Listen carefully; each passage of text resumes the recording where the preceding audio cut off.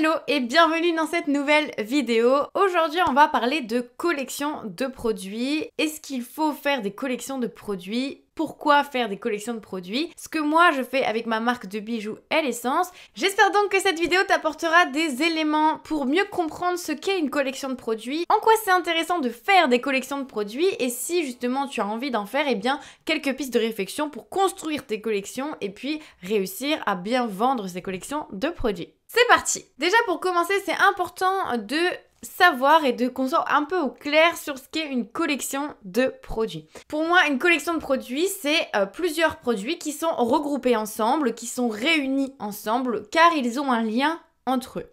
Le lien, il peut être de diverses manières, mais en tout cas, il y a un lien entre plusieurs produits et donc on va les réunir, on va en faire une collection.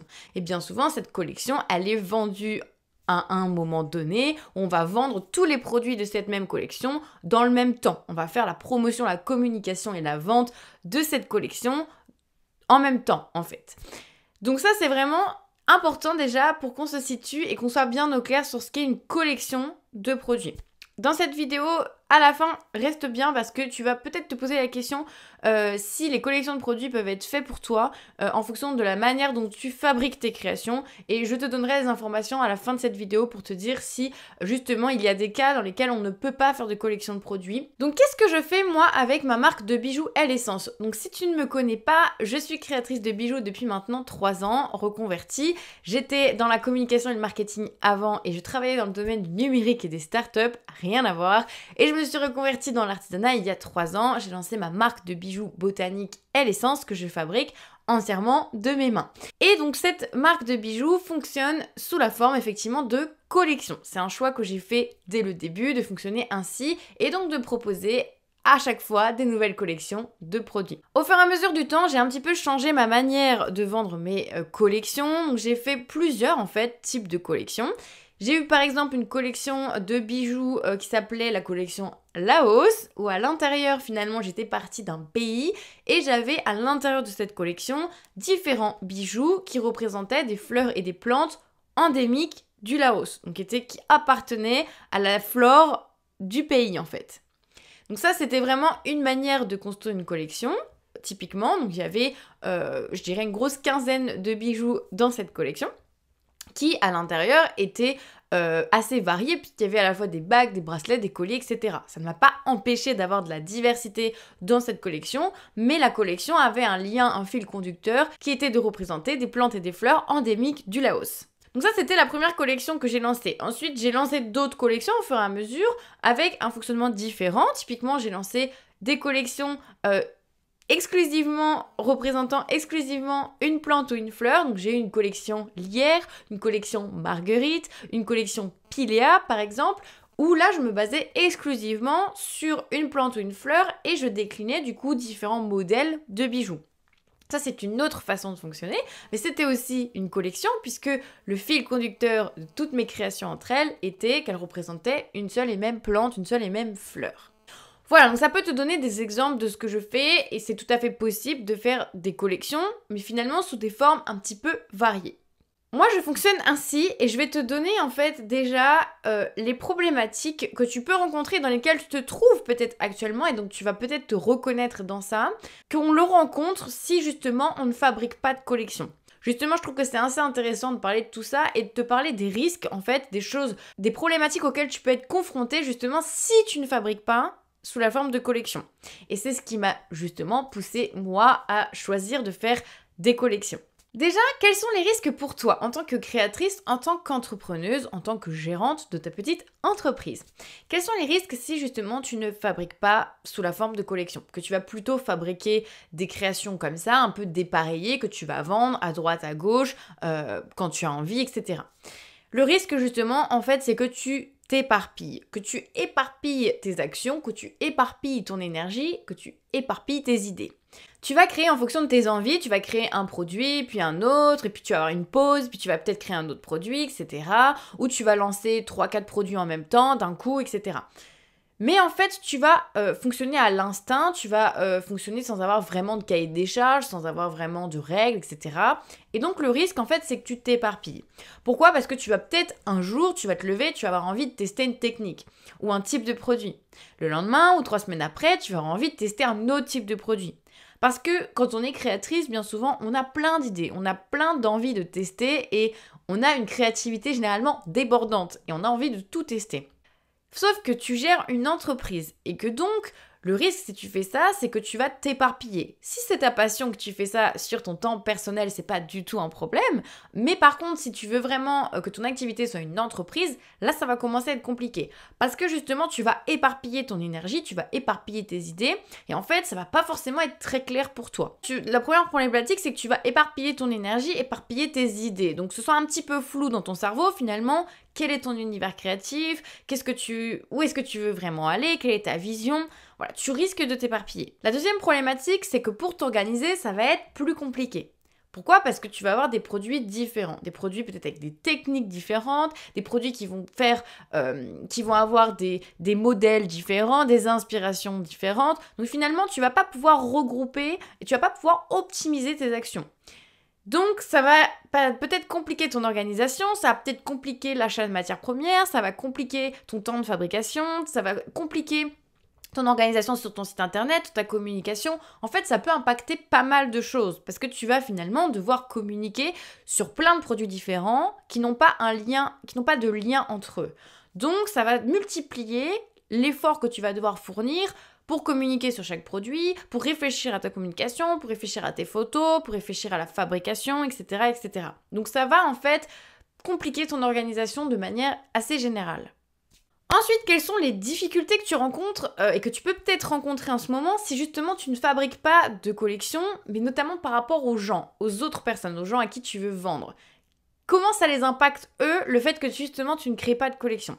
Le risque, c'est que ton univers créatif ne soit pas très clair. Parce que si tu testes justement différentes choses, que tu fabriques des choses différentes et qu'il n'y a pas de lien entre tes produits, le risque, c'est que ton univers créatif, il soit pas vraiment défini, il soit pas vraiment reconnaissable et que les gens, en fait, ne s'identifient pas à toi, à ton univers.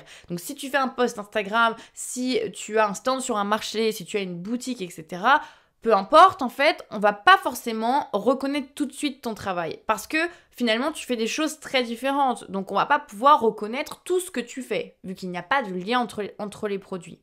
Donc quand tu vas poster et quand tu vas proposer des nouveautés, en fait les gens ne vont pas forcément reconnaître tout de suite que c'est toi qui le fais. La difficulté aussi, du coup, ça va être de séduire les gens. Parce que, à la fois pour qu'ils s'abonnent à ton compte Instagram par exemple, mais aussi pour qu'ils achètent tes créations, souvent les gens ont besoin de s'identifier, ont besoin de valider qu'ils adorent ton univers, qu'ils adorent ton monde, qu'ils adorent ta bulle créative de manière générale.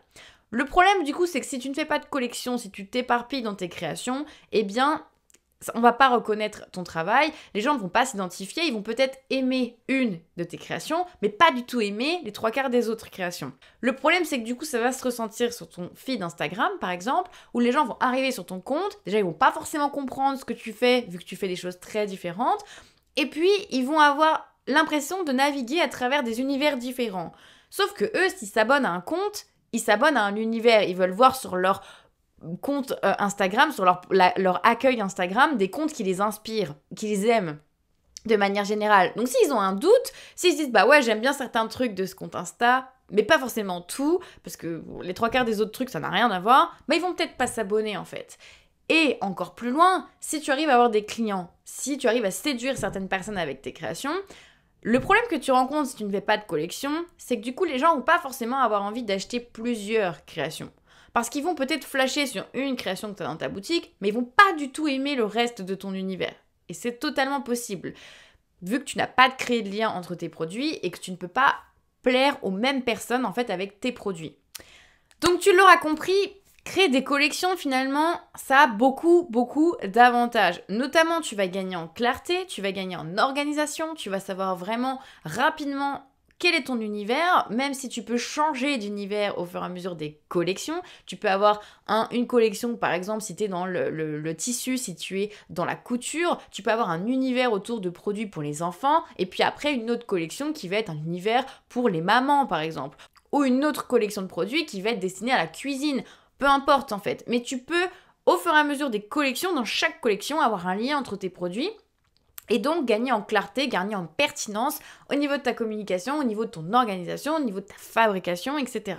Et tout ça, comme je te l'ai dit, ça va directement impacter tes ventes, bien entendu, parce que tu vas avoir un meilleur taux de conversion en termes d'abonnement, en termes de vente, c'est-à-dire qu'il y a plus de personnes qui vont passer à l'achat parce qu'ils vont voir de manière répétée à chaque fois des créations qui sont un peu dans le même univers. Donc, au bout du compte, ils vont avoir envie d'acheter. Ils vont peut-être passer à l'action, donc soit avoir envie d'acheter, soit même avoir envie de s'abonner à ton compte Instagram. Et ça va plus facilement les aider à passer à l'action. Donc si tu postes des choses qui se ressemblent, qui sont dans le même univers par collection au minimum, eh bien ça va te permettre justement d'avoir un meilleur impact et que les gens passent à l'action, qu'ils s'abonnent à ton compte Instagram et puis qu'ils achètent aussi tes créations. Et donc, par la même occasion, si dans tes collections, il y a plein de produits qui se ressemblent, en tout cas qui ont un lien entre eux et qui peuvent plaire aux mêmes personnes, eh bien, une personne qui va arriver sur ta boutique parce qu'elle aura vu un produit va peut-être avoir envie d'acheter plusieurs produits dans ta boutique de cette même collection. Donc, ton panier moyen aussi en termes de vente, en termes de chiffre d'affaires, eh bien, il va être supérieur. La question tant attendue, est-ce que c'est fait pour toi de créer des collections ? Là, tu vas me dire, oui d'accord, c'est bien joli Marion, mais moi, par exemple, je fabrique en pièces uniques. Alors, est-ce que si tu fabriques en pièces uniques, tu peux faire des collections ? La réponse, elle est oui, bien entendu. Tu peux créer des collections de pièces uniques. Tu peux faire une collection typiquement autour du printemps, avec à l'intérieur de cette collection de printemps, 4 ou 5 pièces uniques.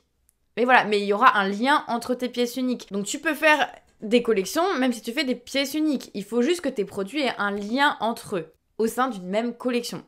Tu peux aussi faire des collections si tu fais par exemple de la production à la commande. Donc si par exemple tu as un exemplaire et que tu n'as pas de stock, mais que c'est au fur et à mesure que les commandes arrivent que tu fabriques, tu peux très bien faire des collections. Si tu as du stock, c'est pareil. Ou même si tu as des quantités très limitées, tu peux aussi faire des collections. En fait, vraiment faire des collections, c'est possible, peu importe ton mode de fabrication. Ce qu'il faut, c'est que tu trouves un lien entre tes produits, que tu arrives à trouver un lien, une cohérence entre tes produits au sein d'une même collection. Moi, ce que je te conseille, c'est du coup, dans un premier temps, de définir l'univers que tu veux autour de ta collection, de ta nouvelle collection, et c'est ça qui va guider ensuite la réflexion, l'imagination de tes produits, et du coup la fabrication, la création de ta collection, de tes nouveaux produits. À quel rythme lancer des collections ? Ça, c'est une question qui revient assez souvent et sur lesquelles il y a énormément de pratiques différentes.